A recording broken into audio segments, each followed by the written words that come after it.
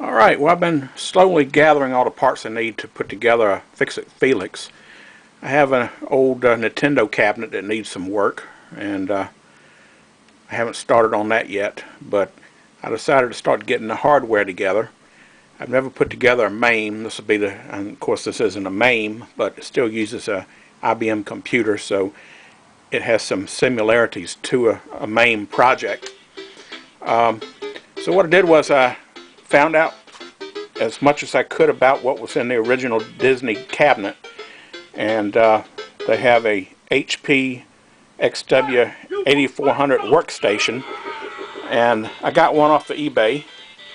I got it for about $99 plus shipping, and it came with the computer, the keyboard, the mouse, and of course back here is the CPU unit, and the front cover was off of it when they shipped it, and in shipping it, it broke a couple of these little tabs off, but it'll still go on, so it'll be okay. But I just haven't put it back on yet. It also came, originally, the sticker on the front of the cabinet said it came with Windows XP. Well, it came with a brand new install of Windows 7 Professional, so I'm hoping that I'm going to be able to get it working with Windows 7. The game itself, as you can see, works great. I didn't have a spare monitor, so what I did was I have this Panasonic CF VDL02, which is a portable monitor that's used in emergency vehicles and cop cars and stuff like that. I have this because this is part of my other hobby. I fly radio control airplanes, and I fly my airplane FPV, which is first person view. So I can I have a camera in the airplane, and I can fly the airplane viewing this monitor. So it's this portable monitor, can take it outside. It has a 1000 nit screen, so it looks pretty good in bright sunlight. So I figured for testing purposes it would work good because it is a 4:3 ratio, and as you can see I'm getting full screen bottom and top, so that's working great. Now the only thing I need to do now is figure out how to hook an arcade monitor up to it. In the meantime, what I've done was I have my jammer cabinet here, my vertical jammer cabinet, and I plug the J-Pac. I have a J-Pac. I plugged it into the jammer harness and mapped all the controls needed to play the game. So right now, the way it's set up, I can actually play the game with the joystick and two of the buttons on the Player 1 panel there. And that works. So the J-Pac is working. The game is working. I have it full screen on the monitor. Now the only problem I have is the video card in this computer is not compatible with soft 15 kilohertz. The program that's supposed to let you run the monitor at 15 kilohertz or whatever it is. So now I'm going to have to decide what I'm going to do, get a compatible card for the 15 kilohertz program, or go ahead and get a Arcade VGA 3000 card and try that. So that's going to be my next decision, is figure out how to hook up this arcade monitor, because I do want to keep an arcade monitor in it if it's possible. If I have to, I guess I can go with a computer monitor or an LCD screen, but we'll see what happens. But it's looking good so far. Alright, well, here we are out in the game room again. Have to excuse the mess. I got a lot of things going on here, but wanted to give a little update here. I just got my video card from Ultramark. It's the Arcade VGA 3000, and of course it's right there in the PCI slot, and that's in the the HP computer, HP HW8400 workstation, and it's running Windows 7. And finally got it set up. I'm not quite sure what the resolution is because I can't hook my VGA monitor up to it. I only had one cable, so I had to switch it back to hook it up to the J-Pac controller, which is hooked up to the jammer connector on my Big Century vertical jammer cabinet. So I finally got it hooked up and had to tweak the monitor adjustments. This has a 25-inch monitor in it, but seems to be doing fairly well. I'm sure it'll look better on a 19-inch monitor, which is what I plan on putting in the cabinet. But pretty sure it's putting out 15 kilohertz because once I flipped it over and booted it back up, I wouldn't even get a picture on my VGA monitor hooked up to the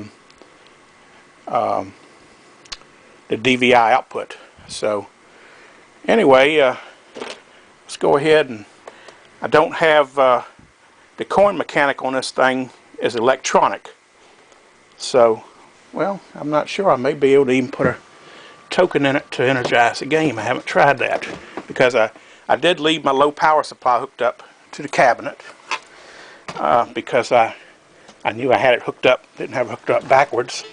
I think that's the main concern, is if you hook the jammer, plug it in backwards, it'll fry something. So let's put a coin in and see what happens.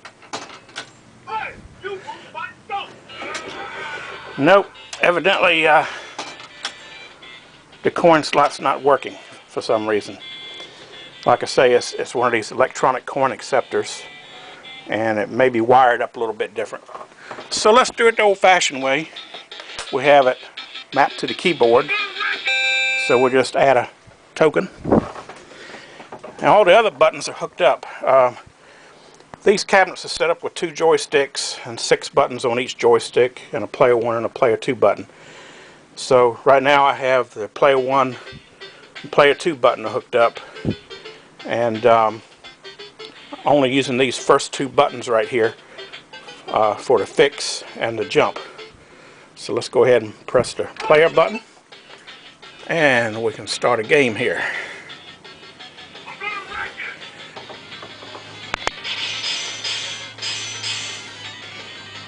Of course, it's a little hard to play with one hand, so maybe I should set the tripod up here. That'd be a better idea. Okay, let's see if that's a little better. See if we can go ahead and play a game here.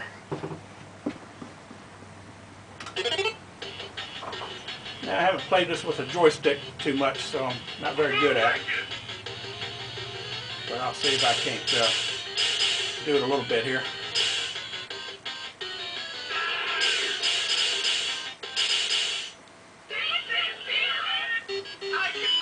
The sound is still coming out of the computer itself right now.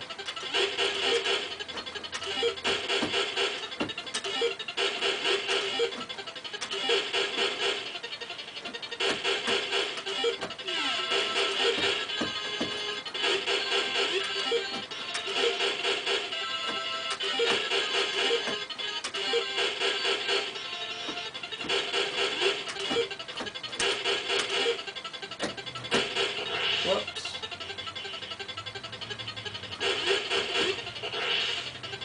Got a glare from the light over here, so sometimes it goes out of view.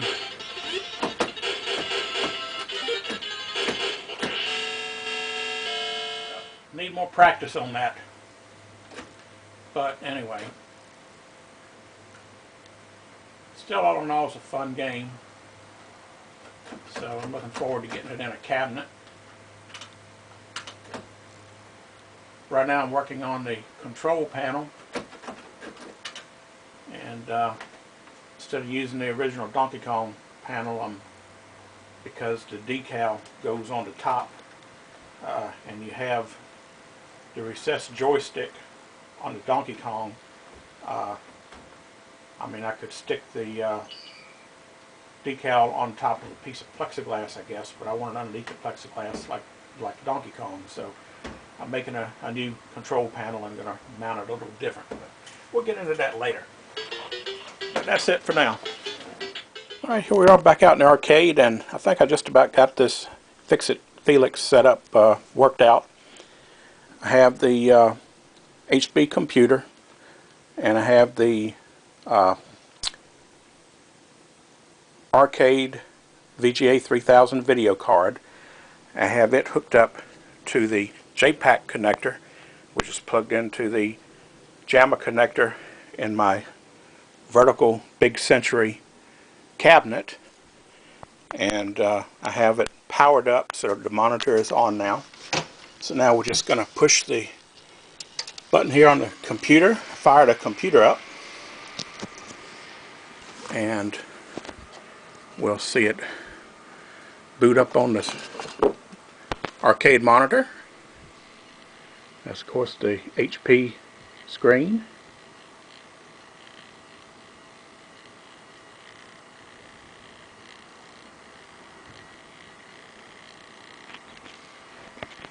And now we're getting the Microsoft Corporation Windows boot up.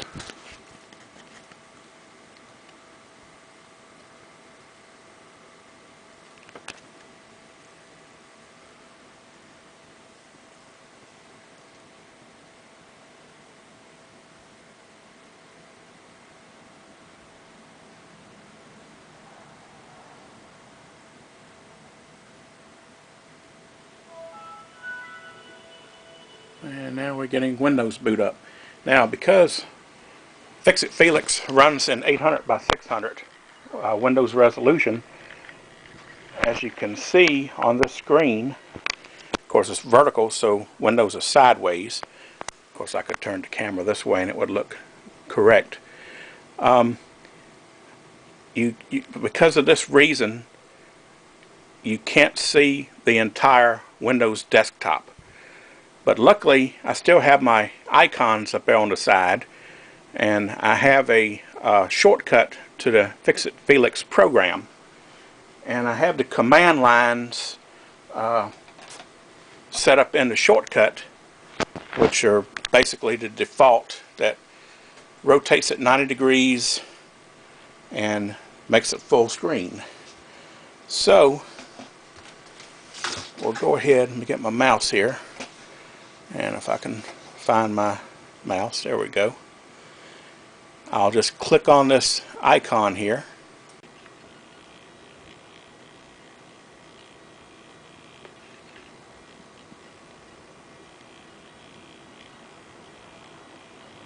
And as you can see, it loaded up in full screen here.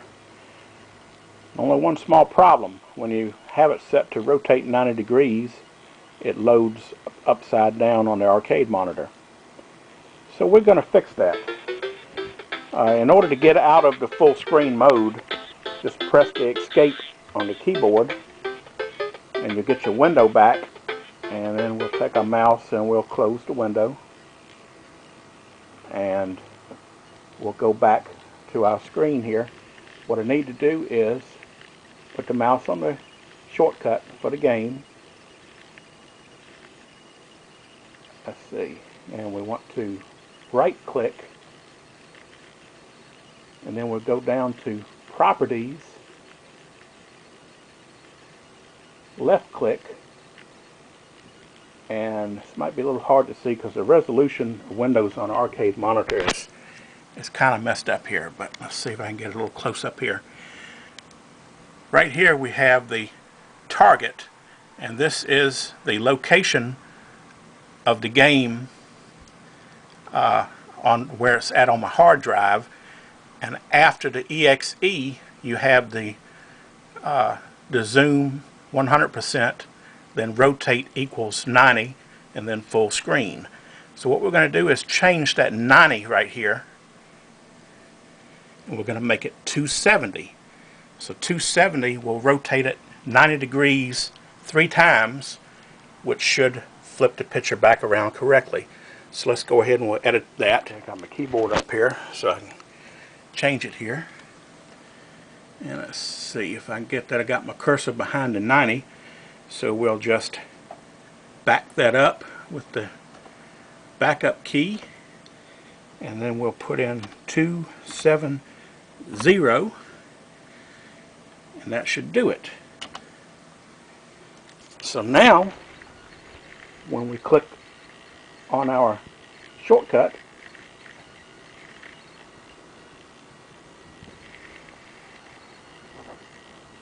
now the game loads full screen in the correct orientation. It's not upside down anymore. So that's pretty much it. The only thing that we need to do now is we can take that shortcut and put it in the startup file so that when we actually turn the power onto the computer, it will automatically load up into the game.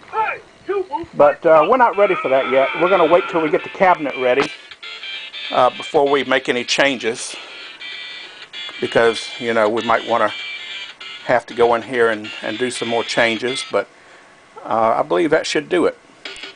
So now I'm going to have to turn my attention to the cabinet and get the cabinet done.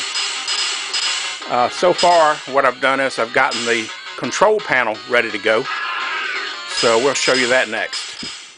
Okay, well, here's the control panel. Haven't started on the cabinet yet, but I have got the control panel completed. What I did was I had an extra Donkey Kong control panel, and it was in kind of bad shape, and the plexi's got some cigarette burns, and looks like it was paint over spray on it, which may clean up, I don't know. But I have a new one from a Donkey Kong. I have another Donkey Kong cabinet anyway.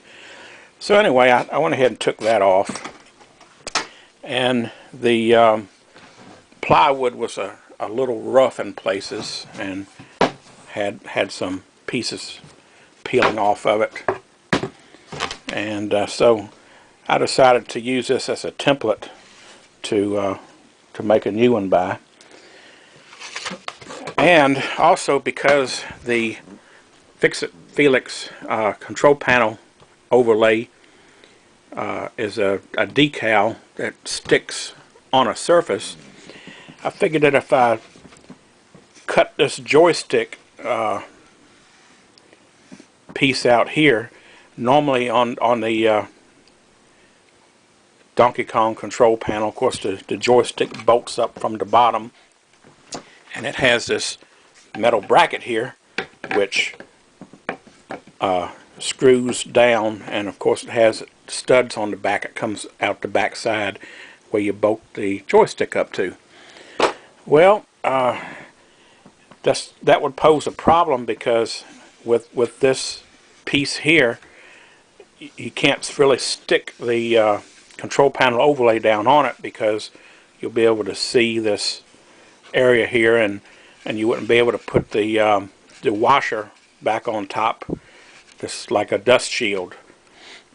So I decided to not cut this out, and I only cut the one for the back side out, and I bolted the joystick in with wood screws from the back side rather than using the plate with the studs. The only other thing was these two pieces here where the flathead bolts went through for the latches. I went ahead and reused them, but after I tightened them up on the new panel, I went ahead and filled them in with Bondo and sanded them down. That way I was able to apply the new control panel overlay on the new piece. And also the control panel overlay, while the buttons were close, if I laid it down on here, they were a little bit off. The joystick was a little bit farther one way, and the buttons were close but didn't quite line up, and then I would have had to drill another hole in it anyway for the extra button. So I just went ahead and got a new piece of wood, and went ahead, and after I got everything made, I had to route out the slot here for the on the front side of the cabinet that locks it in and keeps it from sliding off. And then of course I had to use a dado on my table saw to cut this groove in the back here, which slides up into the backstop on the cabinet. And as you can see, I went ahead and just used new micro switch push buttons, but I did use the original Nintendo joystick, and it is recessed just like the original. And of course I used the original latches. And then of course, after I got all that done, I went ahead and cut a piece of plexiglass out and put it on top here and cut out for the buttonholes and everything. And then of course I have one of these plastic washer shields here for the joystick. And that's basically it. And the new flat molding that I had bought for the for my Donkey Kong cabinets. So I went ahead and installed that on here. So that's basically it. Control panel is ready. Now I'm going to have to get started on the cabinet. So we'll check back when I get started on the cabinet. And of course there was one more thing. Of course I wired this up with a jammer harness, and so I have the jammer harness where I can plug into the J-Pac, so it's already hooked up. And the only part of this I'm going to need will be the connector for the monitor, basically, and the connector for the coin mix. So that's basically all I'm going to need on this jammer harness. But anyway, that wiring is all done. So like I say, now I just need to get to the cabinet. Okay, well here's my donor cabinet for the Fix It Felix. It's definitely a fixer-upper. It looks like it may have been left out in the rain at one time, but it doesn't look all that bad. It does have some lamination where on the speaker cover and along the edges of the cabinet where it looks like it's peeling, and some on the sides too where I'd have to get it out before you can see that. But I only paid $25 for it, and it did have the monitor in it. I rebuilt the monitor a couple years ago, so it should be ready to go in. And it does have a working board set. At least it was working the last time I fired it up before I pulled the monitor out of it. And the power supply and everything is in it. So, and then of course I have the original control panel that came off of it, and I'm not going to reuse that right now, but I'm going to save that in case I ever want to turn it back into a Donkey Kong. I'll have the control panel, and so now I'm just going to have to get the cabinet out and look it over good, clean it up, and fix whatever needs to be fixed, and go from there. Well, today we got our package in from Tap Plastics, the smoked bezel and the marquee plexi, and of course it's got the protective coating on both sides. So I'm going to leave it on until I make sure it's the right size. So we're going to unwrap it here now and see if it fits. Okay, well we just put the bezel in the cabinet and it fits like a glove. So I'm very pleased with that. Of course, with the coating on it, I have no idea what the tint looks like, but that should be okay. And I don't have the marquee rails off, but just holding this piece that they cut for the marquee in place, it definitely looks like that's going to fit like a glove too. So I'm very pleased with the order I got from Tap Plastic. Very reasonable priced, and it fits just like it's supposed to.